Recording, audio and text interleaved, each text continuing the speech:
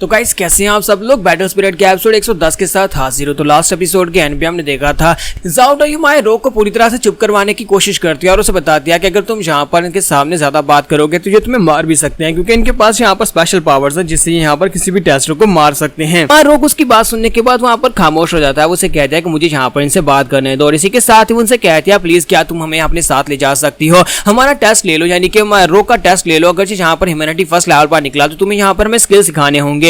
तो निकाह से कहते हैं क्यों नहीं, हम यहाँ पर तुम्हें स्किल जरूर सिखाएंगे क्योंकि ये हमारी ड्यूटी है। इसी वजह से वो से कहते तो फिर मेरे पीछे आ जाओ। और जैसे वहां पर पीछे की तरफ मुड़ती है और उनसे कहते हैं कि मेरे पीछे आओ, तो उसी के साथ ही ज़ाओ डाई जो होती है वो रोग को कॉलर से पकड़ती है और कहते हैं कि चलो अब जल्दी से उठो, हमें जल्दी से जल्दी जाकर वहां पर स्किल सीखने होंगे ताकि हम लोग इस जगह से निकल सकें, क्योंकि एंड स्पिरिट क्लैन बहुत ही खतरनाक क्लैन है। तो वो उसे खींच रही होती है और उसे कहते हैं कि जल्दी से मेरे साथ चलो, हम लोग यहाँ पर इस जगह के पास ज्यादा दिन तक नहीं रुक सकते, हमें जल्दी से जल्दी बस यहाँ पर स्किल सीख कर निकलना होगा। बहुत ही अच्छी बात है कि तुम यहाँ पर ह्यूमैनिटी के फर्स्ट लेवल पर पहुंच चुके हो, क्योंकि अगर तुम यहाँ पर ह्यूमैनिटी फर्स्ट लेवल पर नहीं होते तो ये लोग तुम्हें यहीं पर मार डालते, और अगर टेस्ट में यहाँ पर तुम ह्यूमैनिटी फर्स्ट लेवल नहीं निकलते तब भी ये मार डालते। तो हमारा जो रोग होता है उसे कहता है कि ज़ाओ डाई मेरी बात सुनो। तो वो कहते हैं क्या हो गया, हम लोग चलते चलते बात कर सकते हैं, चलो ना। वो काफी आगे निकल गई है। तो हमारा रोग उसे कहता है कि मैं यहाँ पर तुम्हें एक बात बताना चाहता था, हम लोग भागते भागते यहाँ तक पहुंचे, इसी वजह से रास्ते मुझे तुम्हें बताने का मौका नहीं मिला। जबकि निकाह भी उसे कहते हैं कि मैंने कहा कि मेरे साथ चलो, तुम लोग वहां पर खड़े खड़े अब क्या गप्पे लगा रहे हो, हमें आज ही यहाँ पर तुम्हारा टेस्ट लेना होगा, हम अभी सीधे वहां पर जाएंगे जहां पर तुम्हारा टेस्ट होगा और उसके बाद यहाँ पर फैसला होगा कि तुम्हारा क्या करना है। जबकि ज़ाओ डाई से कहते हैं हाँ क्यों नहीं हम लोग आ रहे हैं। और वो रोग को खींचना शुरू कर देती है और कहते हैं कि रोग अब क्या हो गया, तुम चल क्यों नहीं रहे, हम लोग यहाँ पर स्किल सीखने के लिए तो आए, फिर अब तुम यहाँ पर हेजिटेट क्यों कर रहे हो। तो हमारा रोग उसे कहता है कि असल में तुम्हें एक बात बताना चाहता था, लास्ट टाइम टायरानिकल के साथ जब मैंने फाइट की थी उस वक्त मैंने अपनी पावर्स को अवेकन किया था और मैं ह्यूमैनिटी के फर्स्ट लेवल पर पहुंच गया था। लेकिन जब से वो फाइट खत्म हुई है और जब से हम लोग भागते भागते यहाँ तक पहुंचे, मेरी बॉडी के अंदर मुझे पावर महसूस नहीं हो रही है, ऐसे लगता है जैसे मेरे पास पावर है ही नहीं, मैं फिर से ग्राउंड जीरो पर पहुंच चुका हूं। तो यह बात सुनते ही ज़ाओ डाई को भी एक बहुत बड़ा झटका लगता है। वो कहती है क्या तुमने क्या कहा, और इसी के साथ ही वो दोनों बेचारे चुपचाप वहां पर उनके पीछे पीछे चल पड़ते हैं, क्योंकि अब उनके पास और कोई ऑप्शन ही नहीं होता, क्योंकि अगर यहाँ पर हमारे रोग की पावर जो है वो जीरो निकल आती है तो रोग को मार डाला जाएगा और साथ ही ज़ाओ डाई भी मरेगी। तो ज़ाओ डाई उसे कहती है तुम्हारे कहने का मतलब यह है कि तुम्हारे पास फिलहाल कोई पावर नहीं है। तो रोग उसे कहता है कि हाँ मुझे अपनी बॉडी के अंदर कोई पावर महसूस नहीं हो रही है, जो पावर है भी वो भी यहाँ पर महसूस हो रही है कि वो सारी की सारी जो है वो स्लोली डिक्रीज होती जा रही है।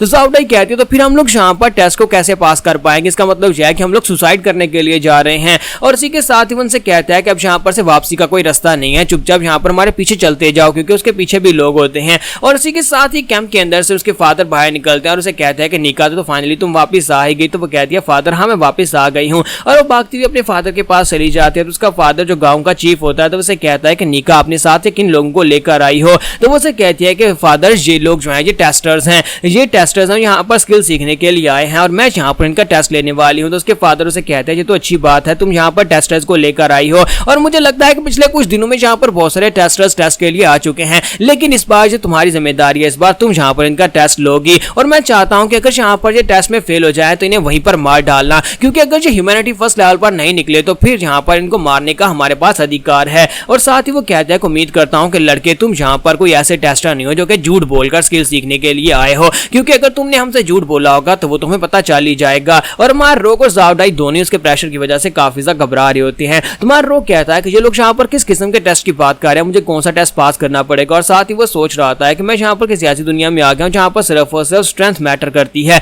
और यहाँ पर जो चीफ है इनका चीफ भी काफी ज्यादा पावरफुल है, और उसकी पावर उसका प्रेशर चेक करो जरा। और इसी के साथ ज़ाओ डाई जो होती है हमारे रोग के पीछे छुपी होती है। विलेज चीफ उसे बताते हैं कि हमारा एंड स्पिरिट क्लैन हमेशा यहाँ पर गार्ड की तरफ से एक जिम्मेदारी दी गई है, हमारे पास यहाँ पर कुछ स्पेशल केव्स है जिनके अंदर क्रिस्टल्स होते हैं, और उन क्रिस्टल्स की मदद से हम लोग यहाँ पर तुम टेस्टर्स की एनर्जी को मापते हैं, तुम टेस्टर्स की एनर्जी के लेवल को चेक किया जाता है, और अगर तुम लोग यहाँ पर हमारे टेस्ट को पास करते हो तो तुम्हें यहाँ पर स्किल सिखाए जाते हैं। उसे कहते हैं कि बस तुम्हें बस केव के अंदर जाना है, और केव के अंदर जाने के बाद जो क्रिस्टल्स होंगे उनके साथ बैठकर मेडिटेट करना होगा, उनके साथ रेजोनेट करना होगा, और बाहर लगी हुई स्क्रीन के ऊपर हमें तुम्हारा कल्टीवेशन लेवल पता चल जाएगा। ज़ाओ डाई उनसे कहते हैं कि क्या हम लोग यहाँ पर इस टेस्ट को कॉल नहीं दे सकते, क्योंकि मुझे लगता है कि इसकी तबीयत खराब हो रही है, हम लोग पूरे 2 दिन से यहाँ पर भागते भागते आ रहे हैं, जिसकी वजह से हम लोग काफी ज्यादा थके हुए हैं, तो टेस्ट के रिजल्ट्स के ऊपर फर्क पड़ सकता है, तो हम लोग कल ये टेस्ट दे सकते हैं। और इसी के साथ ही वो सोच रही होती है क्योंकि मुझे यहाँ पर रो के लिए टाइम बाई करना ही होगा, अगर रो को यहाँ पर बात करने दी तो वो काम बिगाड़ देगा, मुझे खुद यहाँ पर बात करनी चाहिए। और उसे अभी तक यहाँ पर रूल्स के बारे में कुछ भी नहीं पता, और वो क्रिस्टल्स के बारे में तो उसे और भी कुछ नहीं पता, क्रिस्टल्स को कैसे यूज करना है या फिर उनकी पावर को कैसे इनहेंस करना है,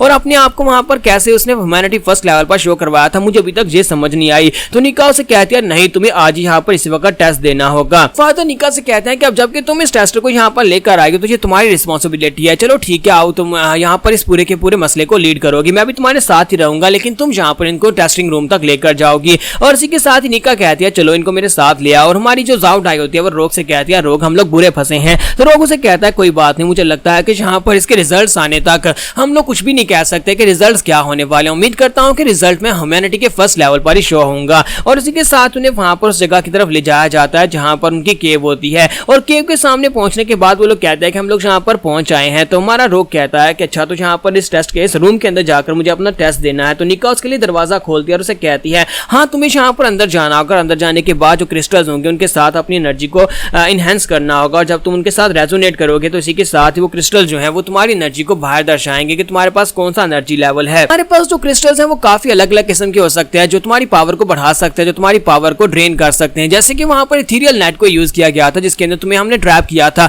वो इथेरियल नेट जो था वो भी इसी तरह के क्रिस्टल के साथ बनाया गया था जो कि तुम्हारी एनर्जी को ड्रेन कर सकता है। चलो अब जल्दी से अंदर चलो। तो जावडाई जो होती है वो रोग के बारे में काफी परेशान हो रही होती है, जबकि गांव वाले कहते हैं कि ये यहाँ पर हिचकिचा क्यों रहा है, कहीं वाकई में ये यहाँ पर कोई टेस्टर है ही नहीं, ये हमें बेवकूफ बनाने की कोशिश कर रहा हो, ये अंदर क्यों नहीं जा रहा। वो उसे बार बार कहते हैं कि चलो जल्दी से अंदर जाओ। तो तुम्हारा रोग जो होता है वो जावडाई से कहता है परेशान होने की जरूरत नहीं है, कुछ भी नहीं होगा। और इसी के साथ ही हमारा रोग जो होता है वो अंदर चला जाता है, दरवाजा बंद कर दिया जाता है। और निका कहती है बहुत ही जल्दी अब यहाँ पर रिजल्ट शो हो जाएंगे। और वो सभी लोग जो होते हैं वो स्क्रीन के सामने खड़े हो जाते हैं। वो सभी लोग बाहर खड़े वेट कर रहे होते हैं, जबकि हमारा रोग अंदर जाता है तो अंदर काफी ज्यादा अंधेरा होता है। फिर साथ ही वहाँ पर क्रिस्टल्स की रोशनी चमकना शुरू हो जाती है। वहाँ पर बहुत सारे क्रिस्टल्स लगे होते हैं। तो हमारा रोग कहता है कि यहाँ पर तो बहुत सारे क्रिस्टल्स हैं, आज ये सारे के सारे क्रिस्टल्स आते कहाँ से हैं। तो हमारा रोग जब उन क्रिस्टल्स की तरफ देख रहा होता है, इसी के साथ निका बाहर से उसे कहती है कि मेरी बात को ध्यान से सुनो, अब तुम्हें यहाँ पर मेडिटेट करने के लिए क्रिस्टल्स के बीच में कोई जगह ढूंढकर बैठना होगा। और वहां पर बैठने के बाद बस अपनी पावर्स को रिलीज करो, क्रिस्टल्स तुम्हारी एनर्जी को एब्जॉर्ब करेंगे और बाहर हमें पता चल जाएगा तुम्हारा एनर्जी लेवल क्या है। तो हमारा रोग जो होता है वो कहता है कि हालांकि मुझे यहाँ पर पता भी नहीं है कि मेडिटेट करना क्या होता है, लेकिन फिर भी यहाँ पर मैं बैठ जाता हूँ। और इसी के साथ ही हमारा रोग वहां पर मेडिटेट करने के लिए बैठ जाता है। और बाहर के सभी लोग जो होते हैं अभी वेट कर रहे होते हैं कि स्क्रीन के ऊपर रिजल्ट शो होंगे। तो हमारा रोग जो होता है वहां पर बैठे बैठे मेडिटेट कर रहा था और कहता है कि पता नहीं ये मेरा सही तरीका अब है भी या नहीं, क्योंकि मैंने अभी तक मेडिटेट करना ठीक से सीखा नहीं है। हमारा रोग कहता है कि अगर मैं यहाँ पर फिर से वही करता हूँ जैसा मैंने फाइटिंग के दौरान किया था, कि क्या मैं यहाँ पर दोबारा से ह्यूमैनिटी के फर्स्ट लेवल की पावर्स को रिलीज कर पाऊंगा, क्योंकि यहाँ पर मेरी किस्मत इसी के ऊपर डिपेंड करती है, वरना बाहर जावडाई और मैं हम दोनों यहाँ पर मारे जाएंगे। इसी के साथ ही हमारे रोग की पावर्स वहां पर रिलीज होना शुरू होती है और साथ ही वहां पर डेटा कलेक्शन स्टार्ट हो जाती है। तो निका कहती है कि स्क्रीन के ऊपर डेटा कलेक्शन स्टार्ट हो चुकी है, बहुत ही जल्दी यहाँ पर एनालाइज होने के बाद फाइनल रिजल्ट शो हो जाएंगे। तो जावडाई सोच रही होती है कि अब यहाँ पर क्या होने वाला है, क्या मैं यहाँ पर मरने वाली हूँ, क्योंकि रोग प्लीज यहाँ पर कुछ ऐसा करो जिसकी वजह से तुम्हारी पावर ह्यूमैनिटी के फर्स्ट लेवल पर शो हो जाए। और इसी के साथ ही वहां पर हमारा रोग जो होता है बड़े आराम से अंदर बैठा होता है और वहां पर मेडिटेट कर रहा होता है। स्क्रीन के ऊपर वहां पर जो रिजल्ट शो होते हैं वो बहुत ज्यादा डिसअपॉइंटिंग होते हैं। और इसी वजह से निका जो होती है वो जावडाई से कहते हैं कि तुम लोगों की हिम्मत कैसे हुई यहाँ पर आकर हमें बेवकूफ बनाने की, तुम्हें क्या लगता है कि एंड स्पिरिट क्लैन के लोगों को बेवकूफ बुलाना या फिर हमें हमसे झूठ बोलना इतना आसान है, और अब यहाँ पर तुम दोनों को मरना होगा। तुम्हारी जावडाई रोना शुरू कर देती है और कहती है प्लीज मेरी बात पर यकीन करो, हमारा रोग जब वो यहाँ पर आने से पहले ह्यूमैनिटी फर्स्ट लेवल पर ही था, पर अचानक से कहीं पर उसकी पावर्स चली गई, प्लीज यहाँ पर हमारा भरोसा करो, 3 दिन के बाद तुम दोबारा हमसे टेस्ट ले लेना, दोबारा टेस्ट में वो पास हो जाएगा। जबकि बाकी के सभी गांव वाले बहुत ज्यादा एग्रेसिव हो जाते हैं और कहते हैं नहीं इनको मरना होगा, हमारे रूल्स के मुताबिक जो भी यहाँ पर ह्यूमैनिटी फर्स्ट लेवल पर नहीं होगा उसे मरना होगा। तो यहाँ पर हम लोग अपनी एपिसोड 110 का एंड करेंगे और नेक्स्ट एपिसोड में देखेंगे कि अब यहाँ पर रोग के साथ क्या होने वाला है।